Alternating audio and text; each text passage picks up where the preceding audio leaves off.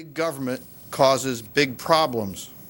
This was dramatically the case with FDR's New Deal that turns out to have harmed the very people who were supposed to have been helped and prolonged unemployment averaging 17% during the New Deal era from 1933 to 1940. Mounting evidence about the actual consequences of the New Deal has been developed by several dozen economists at Brown University, Columbia, Princeton, George Mason, Johns Hopkins, University of California at Berkeley, University of Chicago, University of Virginia, and elsewhere. Among the major findings are these. First, FDR tripled federal taxes from $1.6 billion in 1933 to $5.3 billion in 1940. Excise taxes, personal income taxes, corporate income taxes, inheritance taxes, holding company taxes, and so-called excess profit taxes all went up. FDR introduced the undistributed profits tax that amounted to a double taxation on corporate revenues that were already subject to the corporate income tax.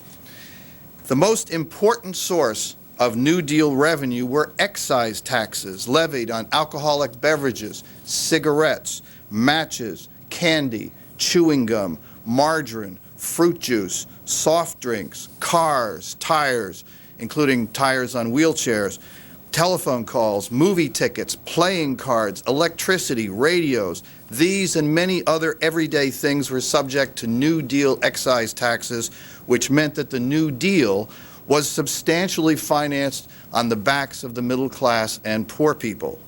Yes, to hear FDR's fireside chats, one had to pay the federal government an excise tax on radios and on the electricity needed to turn them on.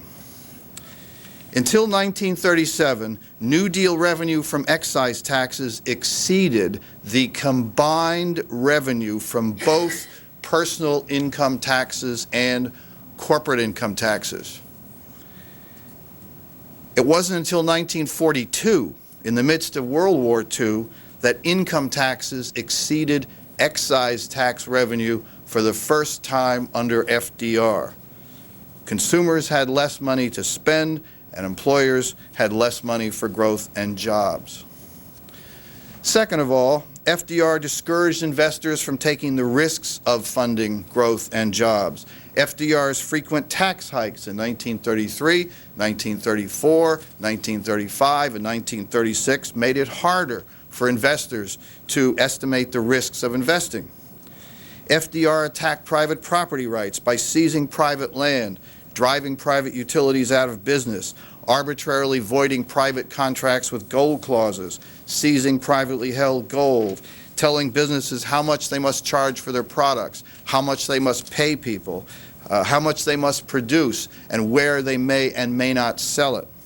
FDR denounced investors as economic royalists, privileged princes, and economic dictators, leading many investors to conclude that it wasn't safe to invest in business enterprise.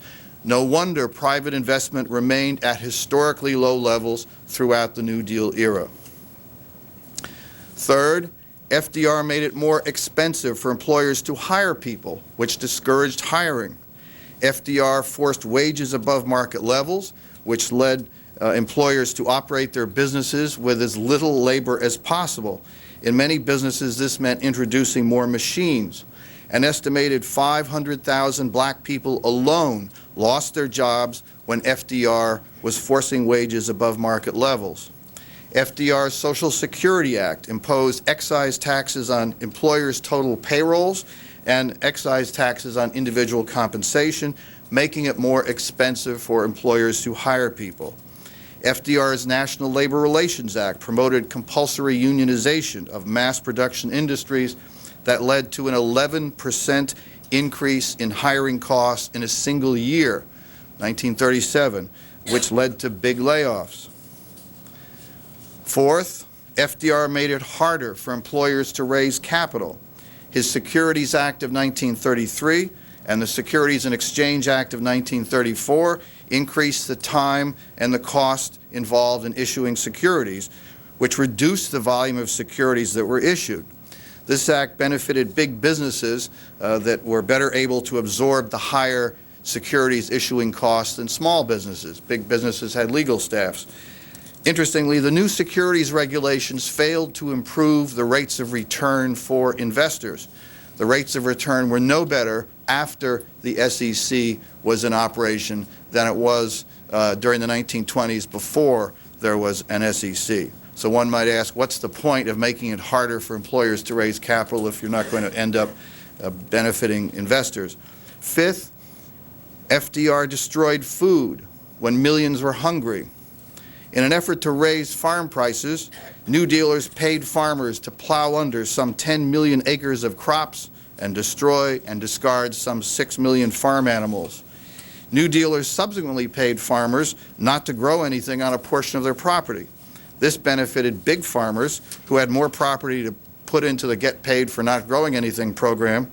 The main losers were 100 million American consumers who had to pay higher food prices, and many of these consumers didn't have much money. Black tenant farmers were devastated since they lost farm work. Sixth, FDR made everything more expensive during the Great Depression. Americans needed bargains, but FDR's National Industrial Recovery Act forced consumers to pay above market prices for goods and services, and the Agricultural Adjustment Act that I just referred to forced American consumers to pay more for food. Moreover, FDR banned discounting by signing the Anti-Chain Store Act of 1936 and the Retail Price Maintenance Act of 1937. People were actually jailed for cutting prices and offering people bargains. Seventh, FDR broke up the strongest banks, which had diversified with both commercial banking and investment banking. Banks like J.P. Morgan. These were not the types of banks that were failing. They had the lowest failure rates. Federal deposit insurance did not stop bank failures, but it transferred the cost of bank failures from depositors and shareholders to the taxpayers, and we saw the ultimate consequences of that policy with the $500 billion bailout in the 1980s. About 90% of the bank failures during the Great Depression occurred because of unit banking laws that prevented small banks from diversifying through branches. In other words, you'd have a bank in, let's say, a farm region like Iowa, and it was surrounded by farmers, and all the depositors were farmers, and they were going broke, so they were withdrawing their deposits, and the same farmers were also the borrowers, and they were defaulting on their loans, and the bank was not permitted to open any other offices to gather deposits and business elsewhere.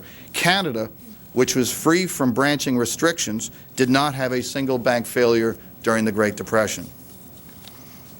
Eighth, public works projects, flood control, and other such big government projects became a drag on the economy. Just consider the Tennessee Valley Authority. FDR taxed the 98% of the American people who did not live in the Tennessee Valley, then used this revenue to establish the TVA power-generating monopoly exempt from federal and state taxes and regulations. But non-TVA southern states, such as North Carolina and Georgia, grew faster than TVA states because there was a faster exodus out of farming and into manufacturing and services which offered higher incomes. Although the aim of the TVA was to electrify farms, electricity usage grew faster in the non-TVA southern states because income was the most important factor affecting electricity consumption.